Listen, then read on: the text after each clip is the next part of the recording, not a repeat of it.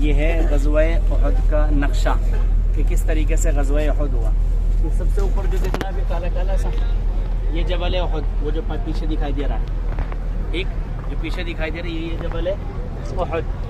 اور ابھی بتائیں جبل رمات، یہ ہے جبل رمات، دکھ رہا ہے جبل رمات. اور یہ نیچے مدینہ المنورہ، یہ نیچے مدینہ المنورہ کا نقشہ ہے، ٹھیک. اب یہاں 3 کلر ہیں، ایک ریڈ، گرین اور بلیک. یہ یہاں لکھا بھی ہے انہوں نے کہ کون سے کلر سے کیا مراد ہے. بہرحال مدینہ المنورہ سے آپ علیہ الصلوۃ والسلام اور آپ کے صحابہ مدینہ المنورہ سے نکلے ہیں. یہ گرین جو تیر جا رہا ہے بتا رہا ہے کہ آپ علیہ الصلوۃ والسلام اور آپ کے صحابہ مدینہ المنورہ سے نکلے.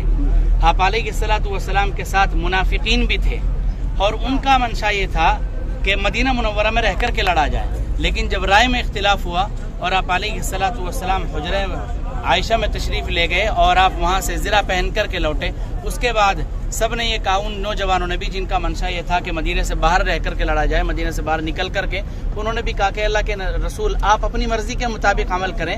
ہمیں ایسا لگتا ہے کہ شاید ہم نے جبر کیا یا ہم نے جو ہے اپنی رائے منوانے کی کوشش کی، تو آپ اپنی رائے پر عمل کریں.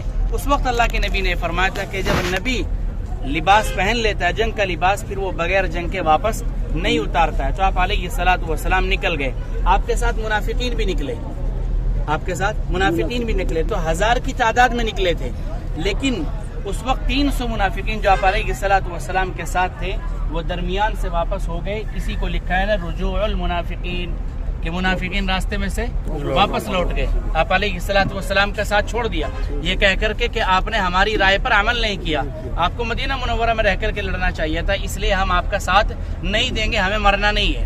اب کتنے بچے؟ 700 مقاتل، یہ لکھا ہے یہاں کہ 700 مسلمان بچے آپ علیہ الصلوۃ والسلام کے ساتھ. تو آپ علیہ الصلوۃ والسلام 700 صحابہ کے ساتھ آئے، میدان میں اترے اور آپ اس طرح کھڑے ہوئے. ابھی فی الحال سمجھنے کی کوشش کیجئے گا، لیفٹ ہینڈ پر جبل رمات جو آپ نے وہاں دیکھا ہے، جبل رمات، اور یہ بڑی پہاڑی آپ کی بیک سائڈ پر تھی، ٹھیک. تو آپ علیہ الصلوۃ والسلام نے حضرت عبداللہ ابن جبیر کو امیر بنایا اور 50 صحابہ کو جبل رمات پر کھڑا کیا، اس پہاڑی پر. وہ اس لیے کھڑا کیا کہ یہ پہاڑی آپ کے لیفٹ ہینڈ پر تھی اور پیچھے جبل احد تھا، کہ کہیں ایسا نہ ہو کہ اس طرف سے مشرکین آ کر کے یوں پیچھے سے ہمارے اوپر وار کریں. اس لیے اللہ کے نبی نے 50 صحابہ کو یہاں کھڑا کیا اور حضرت عبداللہ ابن جبیر کو ان کا امیر بنایا. آپ یہ ریڈ نشان دیکھ رہے ہیں، اس طرف سے کفار آئے، جیسے میں کھڑا ہوں نا ابھی، تو سامنے کی طرف سے آپ اس پہاڑی کو اپنی بیک سائڈ پر رکھ کر کے دیکھیں تو سمجھ میں آئے گا. اس طرف سے کفار آئے، دو ٹکڑیاں، یہ لکھا ہوا بھی ہے کہ امیر خالد ابن الولید اور دوسرے کے اکرمہ، یہ آئے اور آ کر کے لڑائی ہوئی. اس کے بعد پھر یہ بھاگے ہیں. مسلمانوں نے جب حملہ کیا تو یہ دونوں کے دونوں ٹکڑیاں بھاگ پڑی، پیچھے لوٹ گئے، مسلمانوں کی فتح ہوئی.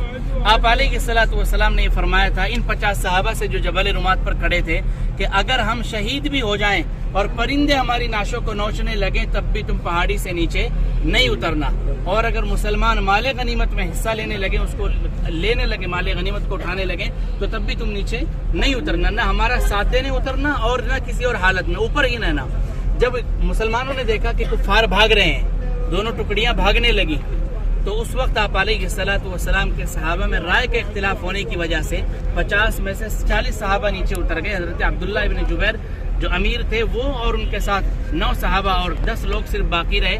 تو اس وقت خالد ابن الولید جو اس وقت تک اسلام نہیں لائے تھے، کفار کی طرف سے تھے، یہ خالد ابن الولید کو چونکہ جنگ کی تدبیریں زیادہ آتی تھی، وہ جو وادی قنات دکھائی تھی نیچے کا راستہ پانی کا، اس نیچے کے راستے سے یہ چڑھے پہاڑی کے اوپر، اور پہاڑی کے اوپر چڑھ کر کے ان 10 صحابہ کو شہید کیا. پھر آپ علیہ الصلوۃ والسلام کے صحابہ پر پیچھے سے وار کیا اور پھر گھمسان کی لڑائی ہوئی. کچھ نہیں پتا کہ کس نے کس کو مارا.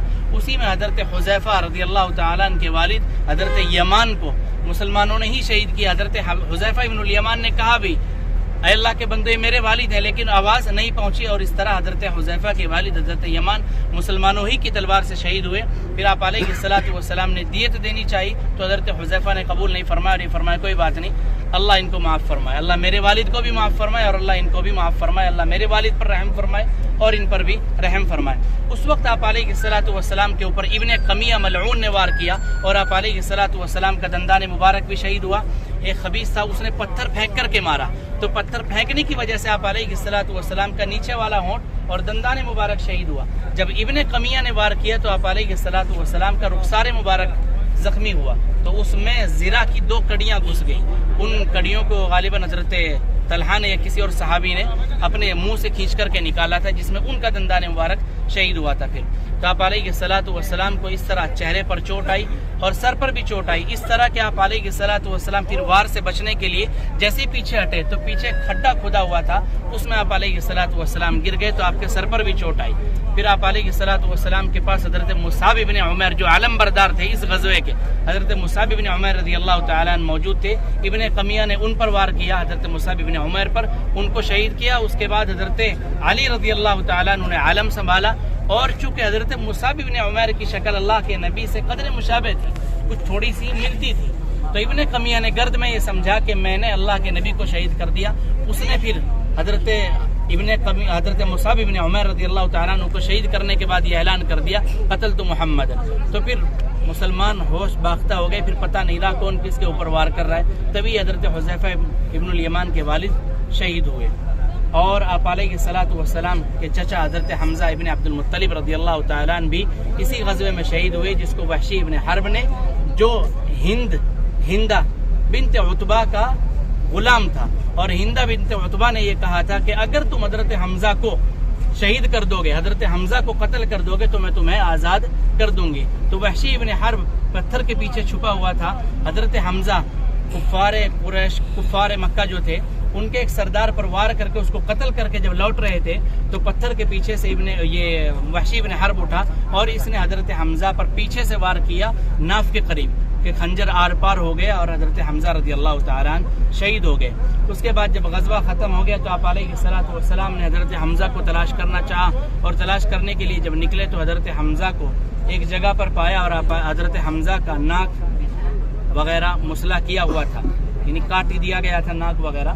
اور ہندہ نے حضرت حمزہ رضی اللہ تعالیٰ عنہ کا کلیجہ نکال کر کے چبایا، لیکن اس کو نگل نہ سکی، واپس باہر نکالا. اس وقت آپ علیہ الصلوۃ والسلام نے فرمایا کہ اگر مجھے حضرت صفیہ جو آپ علیہ الصلوۃ والسلام کی پھوپھی ہے، حضرت حمزہ کی بہن ہے، کہ اگر مجھے حضرت صفیہ کا خیال نہ ہوتا تو میں آپ کو اسی حال میں چھوڑ دیتا تاکہ درند و پرند آپ کو کھاتے اور قیامت کے دن آپ ان کے پیٹوں سے نکل کر کے آتے. لیکن حضرت صفیہ کا خیال ہے اس لیے آپ کو اٹھایا گیا. اسی وقت اللہ کے نبی نے یہ بھی فرمایا کہ اگر مجھے کفار پر غلبہ ہوگا تو میں آپ کے مقابلے میں، یعنی آپ کی وجہ سے کہ آپ کو شہید کیا گیا، آپ کے بدلے 70 کافروں کو ماروں گا. تو اللہ رب العزت نے اسی وقت یہ آیت نازل فرمائی وَإِنْ عَاقَبْتُمْ فَعَاقِبُوا بِمِثْلِ مَا عُوقِبْتُمْ بِهِ وَلَئِنْ صَبَرْتُمْ لَهُوَ خَيْرٌ لِلصَّابِرِينَ، کہ جتنی تم کو سزا دی جائے اتنا ہی بدلہ لو، اس سے زیادہ نہیں. پھر آپ علیہ الصلوۃ والسلام نے اس پر عمل نہیں کیا، بلکہ آپ نے جو قسم کھائی تھی پھر اس کا کفارہ آپ علیہ الصلوۃ والسلام نے ادا کیا. بہرحال اس غزوے میں آپ علیہ الصلوۃ والسلام کی مدد کی جا سکتی تھی فرشتوں کے ذریعے، جیسا کہ غزوہ بدر میں آپ علیہ الصلوۃ والسلام کی مدد کی گئی، کسی طرح غزوہ احد میں بھی کی جا سکتی تھی. لیکن اللہ رب العزت اپنی مصلحتوں کو بہتر جانتا ہے کہ فتح ہونے کے باوجود پھر دوبارہ شکست ہوئی، تو اللہ اپنی مصلحتوں کو بہتر جانتا ہے. بہرحال